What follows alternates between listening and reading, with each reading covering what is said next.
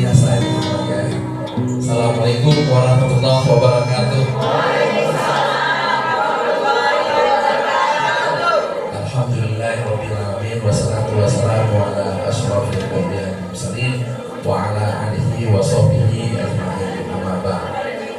Pertama-tama marilah kita panjatkan puji dan syukur kehadirat Allah Subhanahu wa taala atas rahmat dan karunia-Nya kita dapat bersilaturahim sekaligus hadir dalam rangkaian peringatan Hari Ibu. Dan hari ini kita saksikan bersama tadi sudah memulai pelatihan untuk ya sesuatu yang khas dari Aceh, yang kearifan lokal dari Aceh, ya bagaimana kita membuat paranuk khas Aceh ya, dan yang tentunya juga kita selalu curahkan selawat dan salam kepada baginda Nabi Muhammad SAW beserta keluarga, sahabat dan pengikutnya hingga kiamat nanti. Kita selalu berdoa agar kelak kita mendapatkan syafaat dari baginda Nabi pada yaumil akhir nanti. Ya,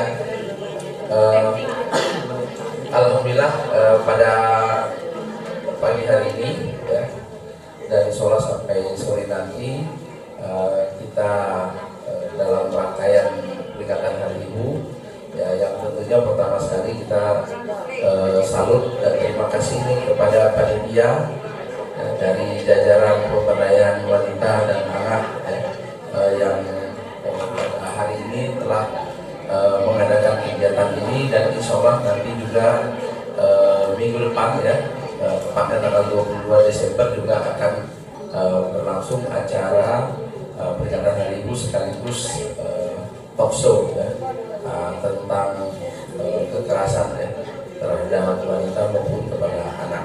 Dan tentunya kita harapkan nanti juga hadir ya untuk mengikuti acara talk show tersebut.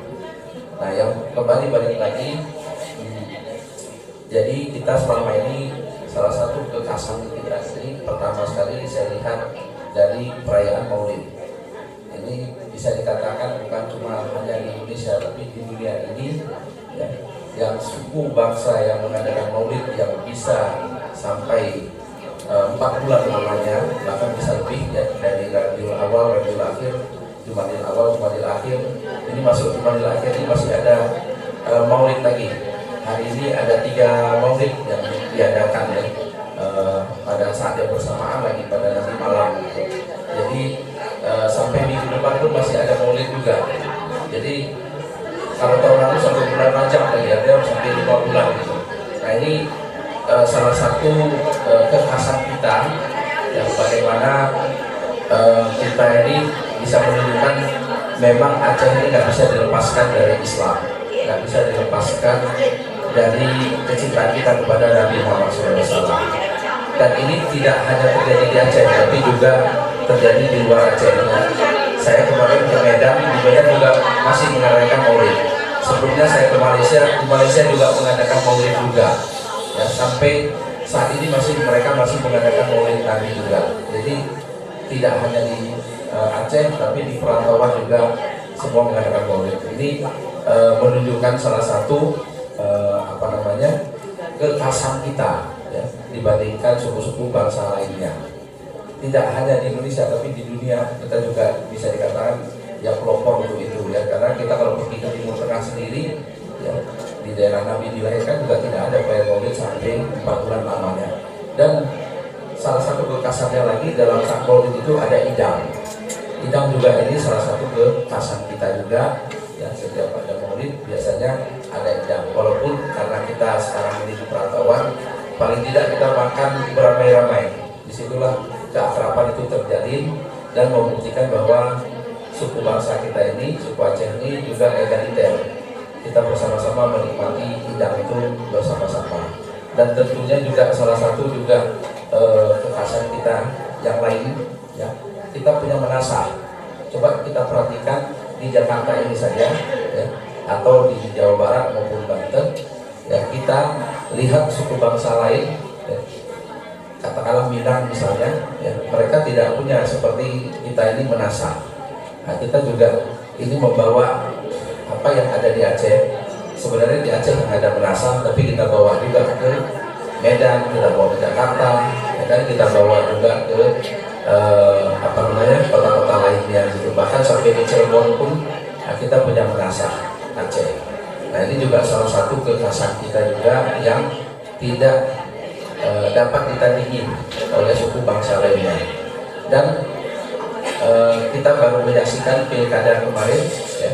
Pilkada kemarin sudah terpilih Pramono Bangdul, ya, Pramono Rano Karno, dan salah satu janji kampanyenya itu adalah memanfaatkan balai rakyat, balai warga, ya, untuk perayaan katakanlah pernikahan untuk orang-orang miskin yang ada di Jakarta, ya, atau kegiatan-kegiatan yang karena dilihat orang miskin ini tidak punya tempat, ya, tidak punya, kalau rumah itu ibaratnya tidak muat untuk membuat acara, tidak cukup kapasitasnya, sehingga punya balai warga. Nah, kita tawarkan insya Allah menasah-menasah kita yang ada di Jakarta ini bisa dimanfaatkan untuk itu.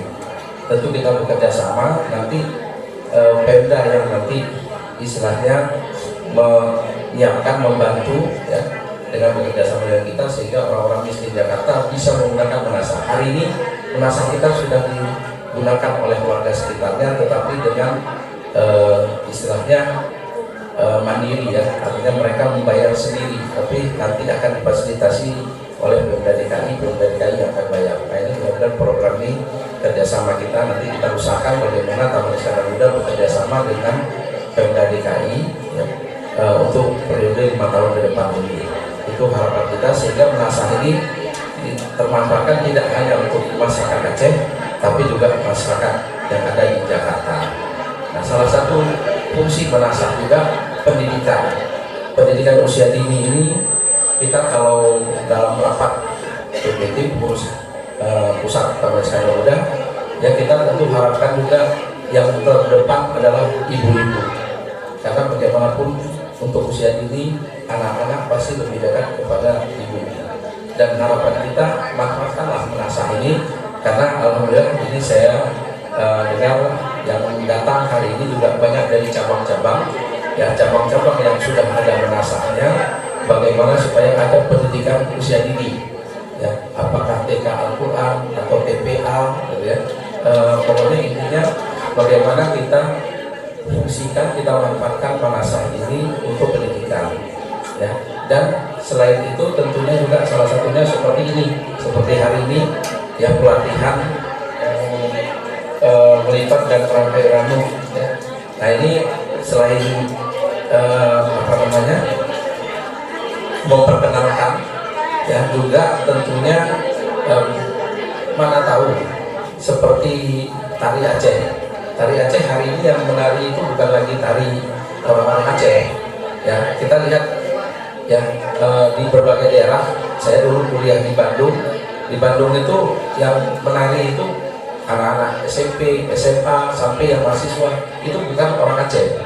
Ya, pernah kita buat acara itu sepanjang jalan itu tari apa namanya, Ratu Jaro, ya.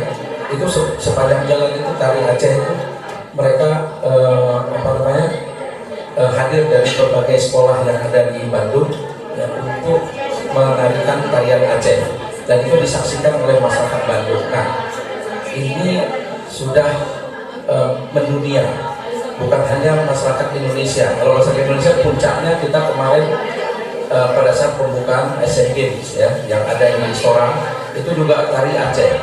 Bayangkan ribuan penari dari berbagai sekolah juga menari Aceh disaksikan oleh dunia. Dan hari ini, ya, kita saksikan tari Aceh ini tidak hanya di apa namanya, Indonesia, bahkan Australia, bahkan sampai ke Kanada, itu juga wanita-wanita Australia, wanita Kanada, dan yang lain-lainnya semua juga bisa menarikan Aceh. Jadi artinya tari Aceh itu sudah mendunia, ya, di Eropa, di Amerika, mereka sudah kenal dan bisa menarikan tari Aceh. Nah, ini kalau bisa Ranum ini juga mirip seperti itu.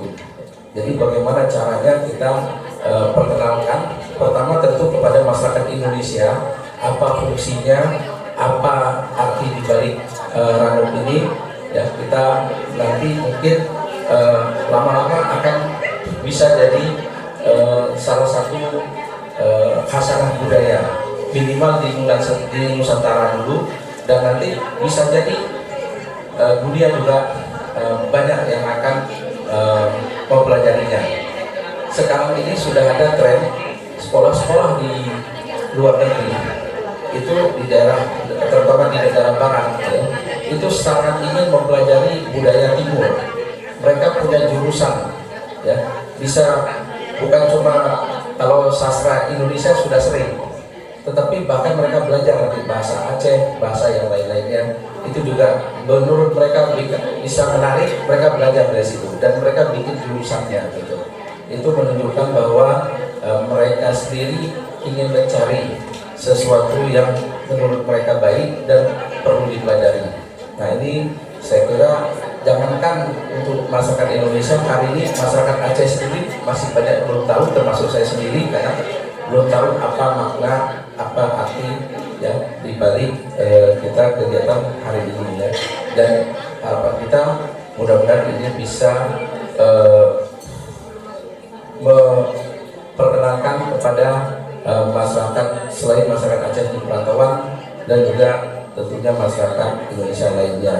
Sekali lagi selamat kepada panitia, kepada pengurus Sabta Masyarakat Muda yang bidang pemberdayaan wanita, dan tentunya juga kepada seluruh cabang-cabang yang hadir di tengah-tengah kita, dan juga sekali lagi khusus teristimewa ya kepada tokoh kita ini, Bunda kita hadir, alhamdulillah ada Bunda Jodeli, ada Bunda Bocor Aslinda, alhamdulillah hadir di tengah-tengah kita dengan ibu-ibu lainnya, dan masyarakat kita yang semua hadir ini, ya mudah-mudahan dengan itu memberikan semangat kepada kita, menjadi penyemangat bagi kita, dan mudah-mudahan budaya Aceh ya tidak hilang. Ada salah satu peneliti yang meneliti bahasa, salah satu yang dia sebutkan tidak pernah akan hilang bahasa itu. Di antara bahasa-bahasa yang ada di Indonesia ini adalah bahasa Aceh, dan ini kita lah, tugas kita bagaimana jangan sampai bahasa Aceh ya hilang, budaya Aceh hilang. Ini tugas kita yang kita jaga bersama, karena itu menunjukkan bagaimana ciri khas kita, bahwa kita sebagai suatu suku bangsa yang punya karakter ya yang unik dan punya budaya yang unik juga. Harapan kita bersama mudah-mudahan acara hari ini bisa berlangsung dengan lancar dan sukses, dan ini memberikan harapan baru untuk ibu-ibu ya ke depan. Mudah-mudahan akan banyak lagi acara-acara lainnya. Kita belum bicara kuliner Aceh, kita belum bicara adat Aceh dan yang lain-lainnya. Ini yang bisa saya sampaikan ya. Sekali lagi selamat kepada ibu-ibu, dan saya kira saya coba pikir dulu di pantun apa yang bisa saya sampaikan. Tadi belum siap kan. Kalau kita ke Jakarta jangan lupa singgah di Jatinegara. Ibu-ibu dalam lingkungan Taman Iskandar Muda memang luar biasa. Wabillahi taufiq wal hidayah. Wassalamualaikum warahmatullahi wabarakatuh. Ibu yang berbahagia sekalian, luar biasa ketua umum kita pada hari ini.